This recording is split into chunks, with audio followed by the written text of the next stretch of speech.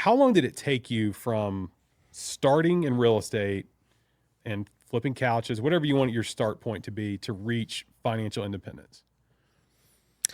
Financial independence is an interesting thing. I mean, I don't think I'm financially independent. Like, I think I have to work the rest of my life. Gotcha. I think that the idea of retirement, first and foremost, is not biblical. I think that people just have this idea that, like, oh, when I hit my financial freedom number, then I can do whatever I want and chill and whatever. It's like, at no point in the Bible is that ever like a thing. Like, nobody is ever encouraged to not work. Yeah. Also, too, nobody's encouraged to do nothing. Sure. And I mean, just for me, it's like, I need to make as much money as humanly possible to fund all the other stuff I want to do. Like, personally, my life's fine. Like, I've had everything I've ever wanted, even when I was flipping couches.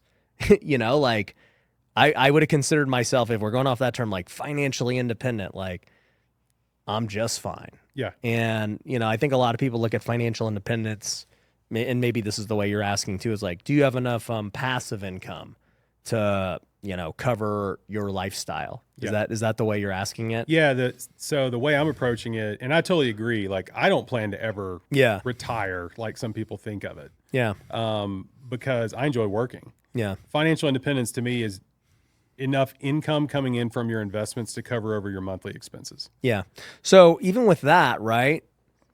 Once again, I always say this, but I'm like, dude, rental properties don't freaking like do anything. Rental properties definitely ain't covering my expenses. Right. Because, dude, my expenses are a lot. I mean, my expenses, I've cut them down when times got tougher, but I mean, they were anywhere from 50 to 100K a month. Yeah. And, dude, to have cash flow of 100K a month from rental property specifically, bro, I don't even know how much real estate you'd have to own to truly cash flow that. Sure. 100%. Sure. I mean, you'd probably need, I don't know, $50 million of like 100% owned real estate and like whatever, right? Yeah. So the way I've always approached it is just like, can I build businesses that don't really require me? Right. And that's kind of like how I look at cash flow. So when I look at my house flipping company, where I put very little effort into, and historically, besides 2023, it's been a cash cow. Yeah. Like, absolutely. to me, that's financial independence. I totally agree. Yeah. That would count in my book. Okay. That's a business. Yeah. Kicking off cash where you're not spending all your time doing it. Yeah. So yeah, in that front, I mean, I felt like, I mean, in 2018, I wasn't like super involved with it. Yeah. And it was putting out good money. Yeah. More than enough to live on. And you started at what year? 2015. So 3 years. Yeah. Yeah. That's pretty fast. And that's the benefit of owning a business, right? When you build a business, you get that cash flow. And that's kind of my point that I harp on a lot in my videos, because people might think I'm anti-rentals. Yeah. I mean, like, we manage over 600 rentals, so I'm not anti-rental. Right. I'm anti-thinking that rentals are going to make you financially free. Like, in most cases, they're not. And they might make you there in freaking 20 years, because it's just like, dude, for one, there's just no cash flow today, period, on like normal long-term rentals. So if I go buy a house in Vegas, it's like, it ain't cash flowing. So now what, right? Okay, if you go to the Midwest and you go get some houses that make you $300 a month, like, cool. You need 50 of them. Yeah. At least for like a normal person. If you want to be a baller, you need 200 of them. And so it's like, who's getting, like, first off, somebody who's trying to get financial independence already doesn't make a lot of money in most cases. They're just like already thinking, okay, I'm getting closer. It's like, bro, you need so much active income to even buy enough assets. So even now, I've thought about this too, and I'm like, all right, what would be like the true financial freedom thing? In my mind, it would be, okay, because like my businesses can go sideways or bad or good, like depending on the market, right? Yeah, so like, to me, and then like the stock market could do that too if you have like a bunch of cash in stocks, right?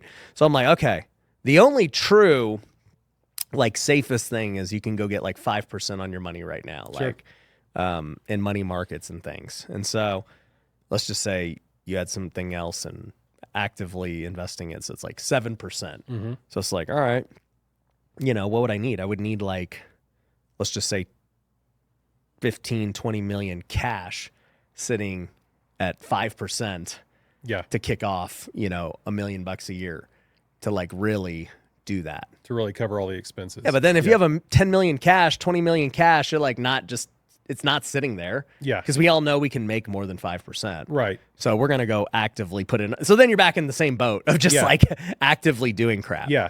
Yeah. Yeah. Interesting. So that's my point is like the Robert Kiyosaki and even the Bigger Pockets idea that we grew up with of like rental properties equals financial independence, in my mind, is just not true for 99% of people.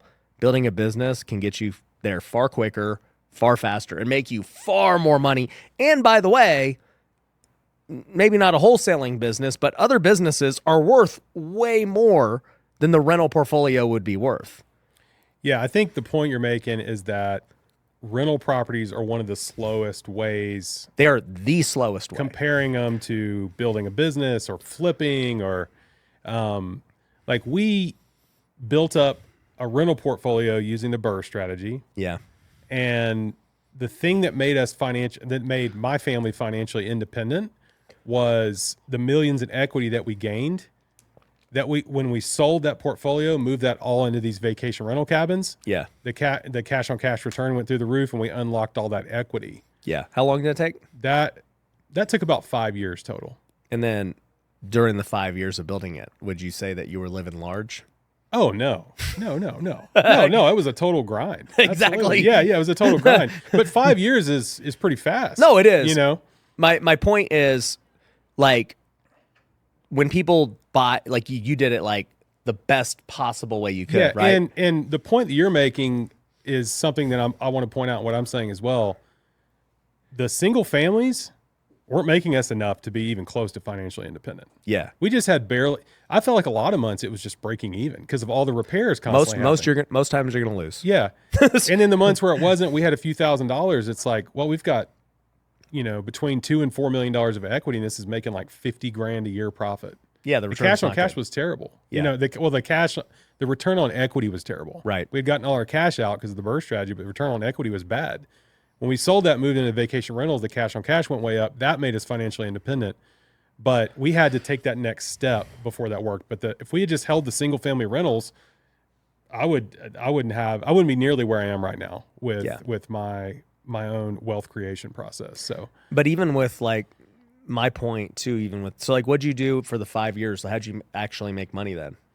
Well, I was doing appraisal, I was doing brokerage and flipping houses as well. Okay. So like business. Yeah, exactly. Totally. So that's the point, right? Totally. Like people just need to understand you will not just buy rentals and be rich.